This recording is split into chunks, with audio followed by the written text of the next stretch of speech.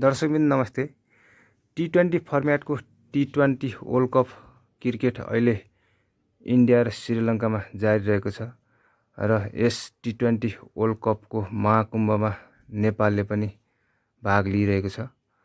आज म यस भिडियोमा नेपाल रहेको समूह सीको अवस्था कस्तो छ भनेर पोइन्ट्स टेबल यहाँहरु समक्ष ल्याउँदैछु भने अब नेपालले खेल्न बाँकी खेलहरु कुन कुन टोलीसित रहेको छ त्यस बारेमा पनि यस भिडियोमा चर्चा गर्नेछु।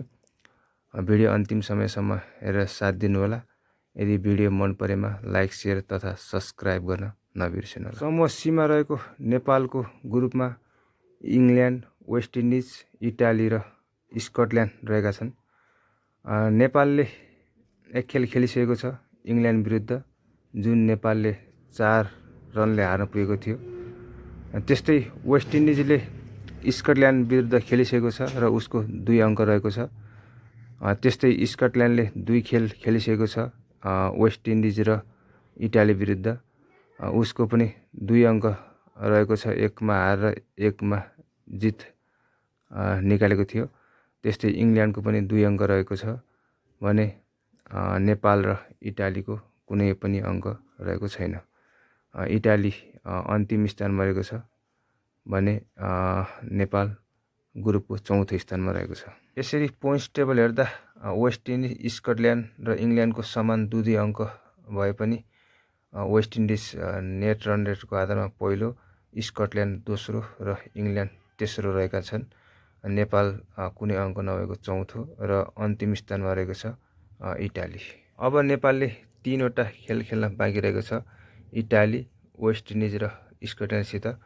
अब फेब्रुअरी 12 तारिकमा नेपालले इटालीसित खेल्नेछ। त्यस्तै 15 तारिकमा वेस्ट इन्डिज र अन्तिम खेल 17 तारिकमा स्कटल्यान्डसित खेल्नेछ।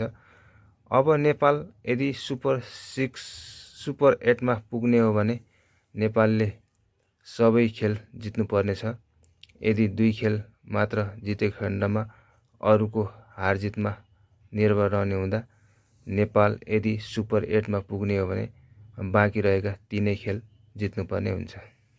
4 वटा समूहबाट 2-2 वटा टोली सुपर 8 मा पुग्ने हुँदा नेपाल यदि सुपर 8 मा पुग्ने हो भने शीर्ष 2 स्थानमा रहनुपर्ने हुन्छ, जसको लागि नेपालले अब बाँकी 3 वटै खेल जित्नुपर्ने हुन्छ, त्यो पनि राम्रो नेट रन रेटको आधारमा।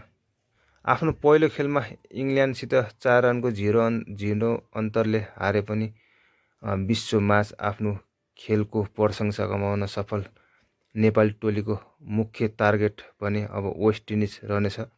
यदि नेपालले वेस्ट इन्डिजलाई हराउन सफल रह्यो भने नेपाल सुपर 8 मा पुग्ने चान्स बलियो हुँदा नेपालले जसरी पनि वेस्ट इन्डिजलाई हराउनु पर्ने देखिन्छ।